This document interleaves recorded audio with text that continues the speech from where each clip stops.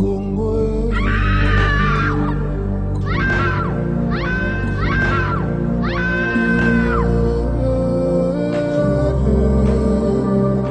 paix. Plus que jamais la paix. Congolaises et Congolais, il est temps. Tanguzi Fweni, Tibadia Kumbana, wakati inakamilika. Tango ekoki pour la kimia au Katia Ekolo Mobimba. Pour la paix, levons-nous. Pour la sécurité, mobilisons-nous. Des millions de morts, c'est trop. Plus de 20 ans d'incertitude, c'en est trop. Trop, c'est trop. Hommes, femmes et enfants périssent et périssent encore et encore. Ce matin, une attaque en Ituri a fait 57 Des morts. milliers de kilomètres de rivières ruissellent des larmes et des sangs de nos compatriotes meurtris sur le sol de nos ancêtres, aujourd'hui souillés. Trop c'est trop, il est temps. C'est pourquoi, prenant la mesure de la situation, j'ai décidé de proclamer l'état de siège sur toute l'étendue des provinces de l'Ituri et du Nord Kivu. Tanguzi Fweni, Tibadia Kumbana, wakati inakamilika. Tango et Koki pour la Kimia au Katia Ekolo Mobimba. Tous derrière nos forces armées, gagnons la paix. Et oui, la paix se gagne. La paix à tout prix. Et Longona Fardesi la police, Bansol Lisanga Toteleme. Tolonga Namapinga.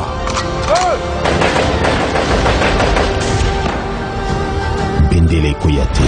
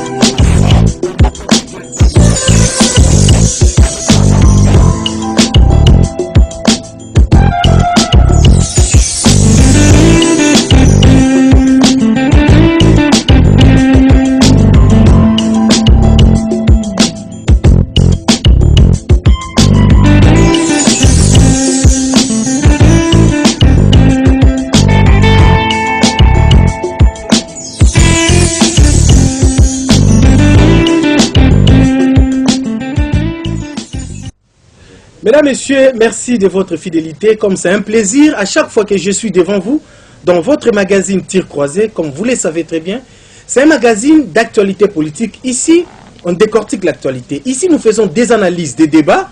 C'est très important pour vous parce que vous devez savoir tout ce qui se passe dans votre pays, la République démocratique du Congo. Tir Croisé, nous sommes là. Premier sujet d'actualité que nous allons essayer d'aborder dans ces magazine d'aujourd'hui, nous allons commencer avec la situation à l'est de la République démocratique du Congo. Le mandat de la MONUSCO a été renouvelé pour une année encore de plus, mais la population de cette partie n'est pas totalement d'accord avec le travail de la MONUSCO. Et cette fois-ci, la MONUSCO va changer la stratégie pour apaiser la population, pour mettre fin aussi au massacre qui se passe dans cette partie, au Nord Kivu et au Sud Kivu. Nous allons observer, nous allons suivre à la loupe le travail de la MONUSCO encore cette fois-ci. Et toujours à l'est de la République, vous le savez très bien aussi que l'armée ougandaise et l'armée congolaise sont maintenant ensemble pour traquer les rebelles. Déjà, félicitations avec les tirs que les deux forces ont déjà commencé. Et il y a déjà des résultats avec les traques des rebelles. Nous félicitons déjà, mais nous voulons attendre la fin, comme on dit. La fin justifie les moyens. Donc, l'accord là, ce n'est pas du tout mauvais, mais ça doit être bien suivi à la loupe, comme le président avait même rappelé. La durée sera déterminée pour que nous puissions vivre le résultat palpable. Mesdames, Messieurs, nous allons pour notre deuxième sujet concernant les élections. La CENI sera bientôt complet, le bureau de la CENI sera bientôt complet, parce que l'Assemblée nationale va entériner les PV de l'opposition. Est-ce la question que se posent tant d'autres personnes? Est-ce ces PV-là ces gens-là qui vont venir des partis de l'opposition sont mandatés réellement? Il n'y aura pas de couacs. Même le FCC, les gens qui seront là, est-ce qu'ils sont réellement mandatés par les partis concernés? Voilà la question qu'il faut se poser même dans cette émission. Nous allons chuter avec le voyage du président de la République, Félix Tshisekedi, après le voyage vraiment de l'extérieur de la RDC. Voilà, il a commencé maintenant avec des provinces. Il a commencé avec la province du Kasaï, le président de la République au Kasaï, et la population est vraiment enthousiasmée par rapport au voyage du président de la République. Ils sont très contents. Est-ce la présence du président de la République au Kasaï va booster les choses, l'économie, les sociales? Parce que vous savez, il y a une grande crise dans cette partie de la République. Est-ce les dirigeants cette fois-ci vont prendre conscience pour que la population se retrouve? Voilà ces 3 sujets d'actualité que nous allons analyser avec mon invité qui est déjà sur ce plateau. Donc, je m'en vais pour vous le présenter.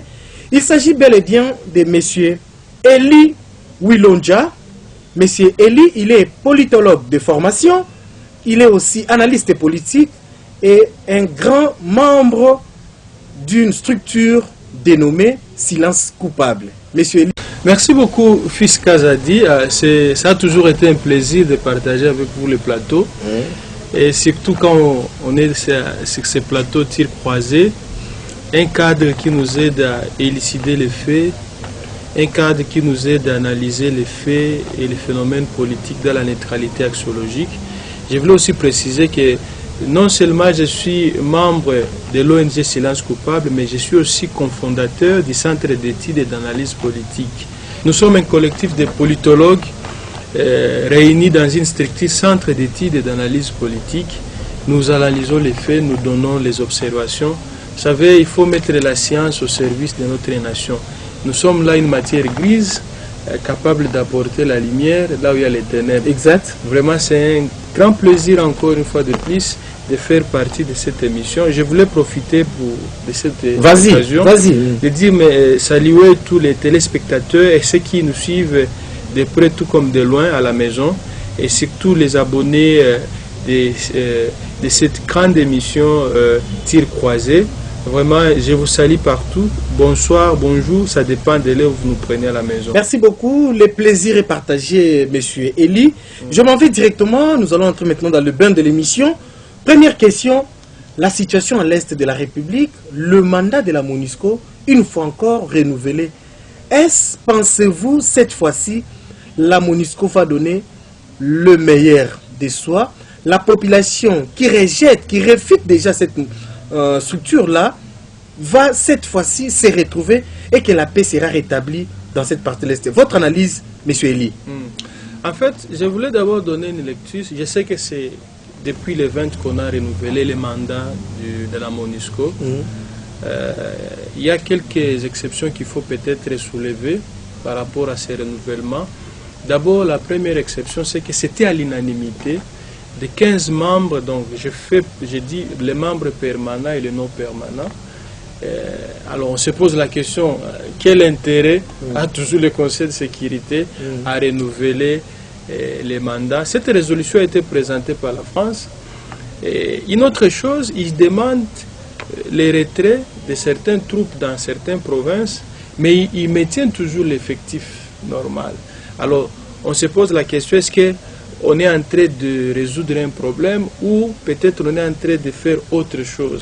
J'ai parlé des exceptions, contrairement au renouvellement passé, où il y avait 9 sur 15 qui étaient d'accord, mais pour cette année, l'unanimité sur les 15. Alors, pourquoi? La question est de se poser, pourquoi seulement tous étaient unanimes? Quel intérêt a le Conseil de sécurité? Alors que nous savons que notre pays est déjà engagé avec l'Ouganda dans les tracts des ADF. Et c'est qu'on oublie souvent que c'est maintenant 20 ans que la MONUSCO est là. Il y a ce qui était encore trop. Je me souviens, j'étais encore à l'école secondaire quand la MONUSCO avait commencé chez nous. Avec Monique. Avec Monique. J'ai fait même les sciences politiques. J'avais parlé sur la MONUSCO. Parce que dans mon travail de fin de cycle, j'avais parlé sur l'impact de la guerre, sur une gestion quotidienne d'une cité. Et j'avais fait parler de la MONUSCO à l'époque. Et dans mon travail de licence, j'avais parlé aussi de la MONUSCO. Et tous les jours, il y a toujours des renouvellements. Mais des renouvellements en renouvellement, est-ce que ça profite à qui? Certains pensent que c'est le multinational qui en bénéficie, le membre permanent du Conseil de sécurité, et non la population congolaise. Non, la MONUSCO a déjà prouvé ses limites et ce n'est pas aujourd'hui qu'on peut les constater. Et je ne crois pas qu'avec ces renouvellements, la situation à l'Est va changer. Toutes choses restant égales par ailleurs, on n'espère rien et on ne peut rien espérer.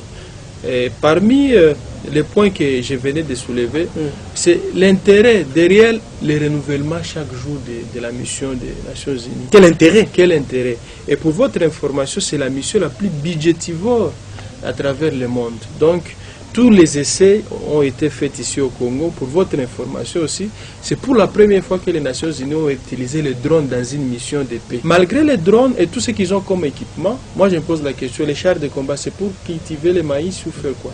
C'est juste pour mettre hors d'état de nuit tous ces assaillants, tous ceux qui tirent et violent la population. Maintenant on se pose la question, à quoi servent ces armes qu'ils ont chaque jour et ces hélicoptères de combat? Ils ont même des drones. Et maintenant, en quoi ça sert?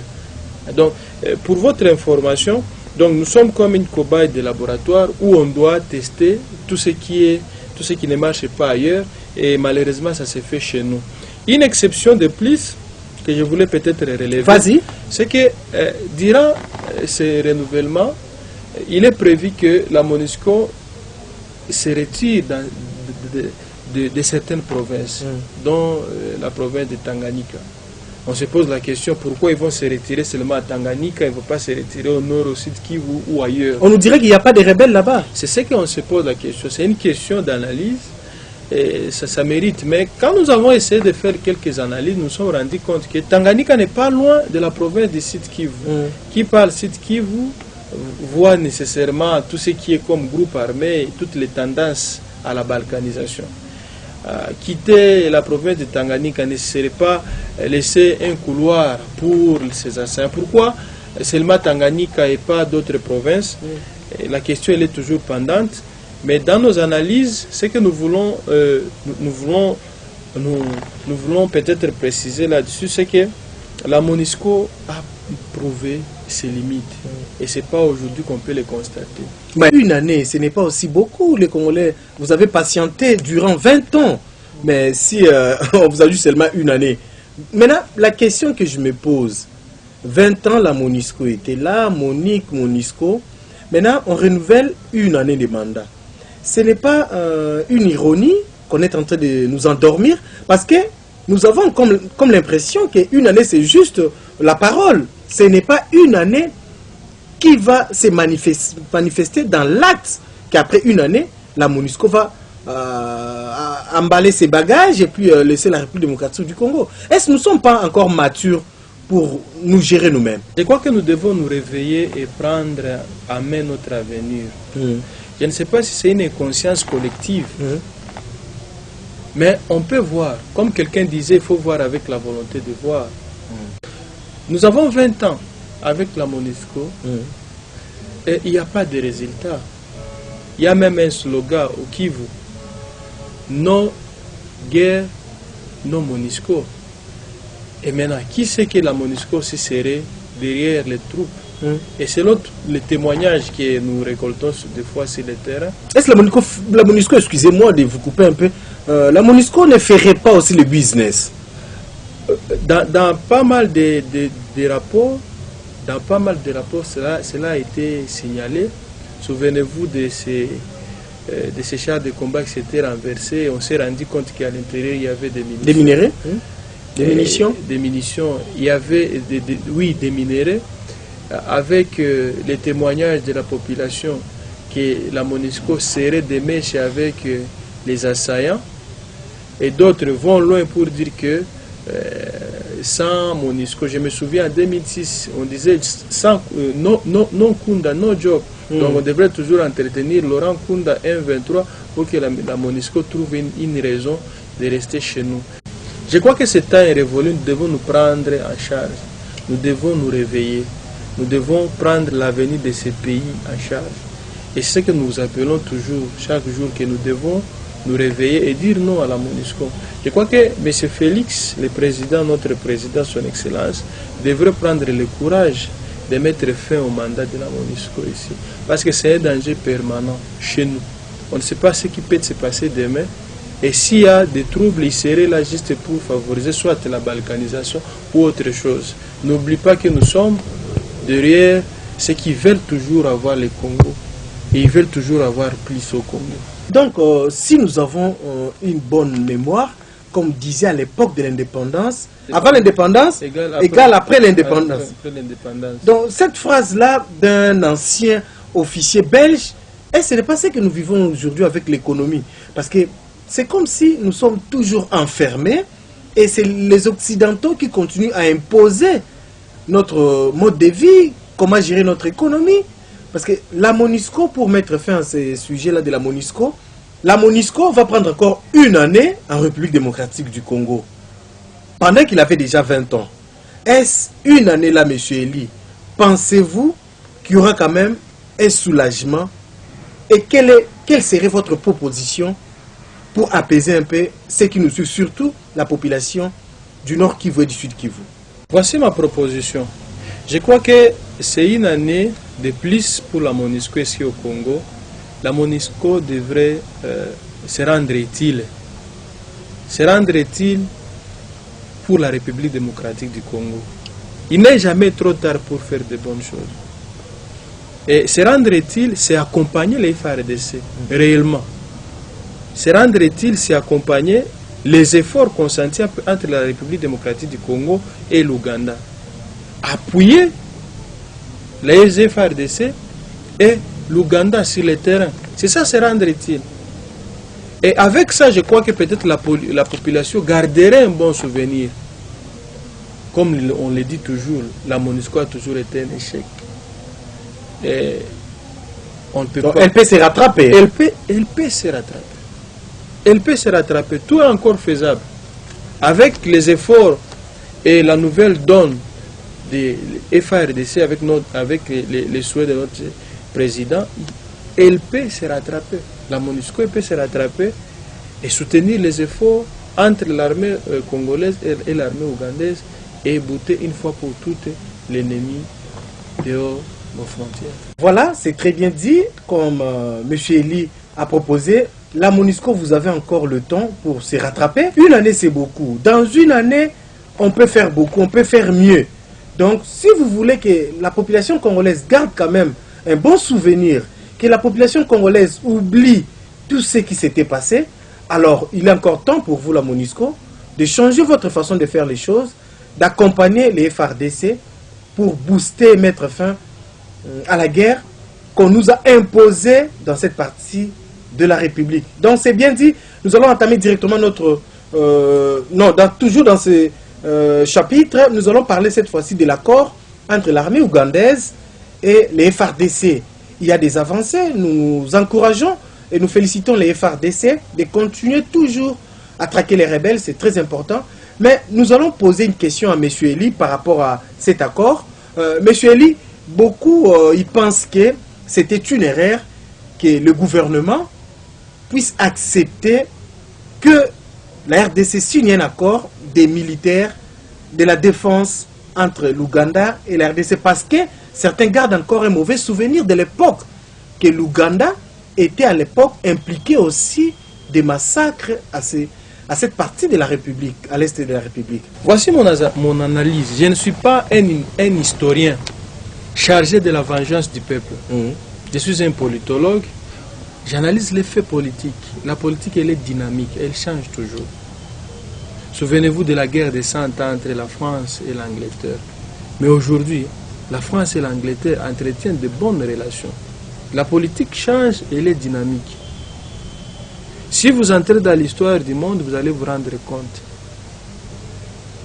Moi, je suis pour les accords entre la RDC et l'Ouganda en fait de bouter dehors l'ennemi qui a envahi notre sol. Pour votre information, le pouvoir de Kinshasa, depuis 1997, a été parrainé par quelques pays.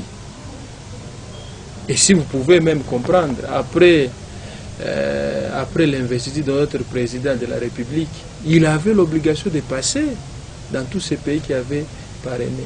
En 97, les pays amis. Les pays amis, en 97, on avait le Rwanda, le Burundi et l'Ouganda. Il y avait l'Angola et le Zimbabwe. Les 9 pays, le président avait fait même un tour. Il avait fait un tour. Nous avons des amis, nous avons des alliés, et ce sont nos voisins. Quand ça brûle chez les voisins, tu ne dois pas se terrer. On est censé coopérer. Nous sommes obligés de coopérer. Et quand il s'agit d'un mal qui ronge l'intérieur ou la vie de ton voisin, ça doit aussi te préoccuper. Et s'ils sont venus pour donner les services à notre pays, je vous avais parlé l'autre fois que notre État actuellement, il est incapable de revendiquer le monopole de la contrainte physique sur l'ensemble de ces pays. On est État, c'est quand on a la coercion, le monopole de décider sur la vie et sur la mort des citoyens qui se trouvent sur un territoire donné. Mais notre État, il est incapable aujourd'hui de décider sur la mort des ADF. Et nous avons compris, sans pour autant qu'on le dise, que l'état de siège a montré ses limites. On a senti avec l'avènement de l'armée ougandaise qu'il y a un changement qui est entré. Et aujourd'hui, la plupart des pays commencent à fustiger pourquoi ça. Mais nous sommes en train de voir les réalités sur le terrain. Donc c'est normal que l'armée ougandaise, ou c'est normal que le président de la République fasse des accords pour que les pays puissent avancer. Voilà, comme a dit Eli, c'est normal que le pays puisse faire des accords. Il n'est pas interdit, mais que ces accords-là puissent, que les peuples en bénéficient, ça sera encore une bonne chose. Voilà, nous allons prendre notre deuxième sujet, mesdames, messieurs. Cette fois-ci, nous allons parler élections. 2023, c'est devant nous, c'est déjà à la porte. Je me rappelle, lors du passage du président devant les deux chambres réunies en congrès sur l'état de la nation, Félix Tshisekedi était très clair. Il a déclaré, je cite, il y aura bel et bien élection en 2023. La constitution sera respectée.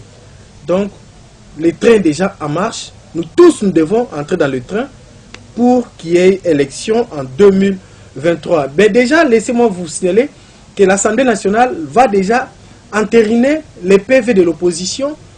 Les FCC et l'autre partie de l'opposition vont aussi intégrer le bureau de la CENI. C'est un souhait pour tout le monde, pour que nous puissions avoir quand même des élections apaisées dans notre pays. La population est fatiguée à chaque fois qu'il y ait toujours des répétitions de morts pendant le processus électoral, à chaque fois qu'il y ait toujours des contestations. Ce n'est pas une bonne chose. Cette fois-ci, en 2023, nous avons besoin d'avoir des élections apaisées, crédibles. Même le président, le nouveau président de la CENI, M. Kadima, nous a rassuré aussi le président qu'il y aura bel et bien des élections en 2023. Monsieur Eli, la question par rapport aux élections, le bureau bientôt là sera officiel, le bureau de la CENI.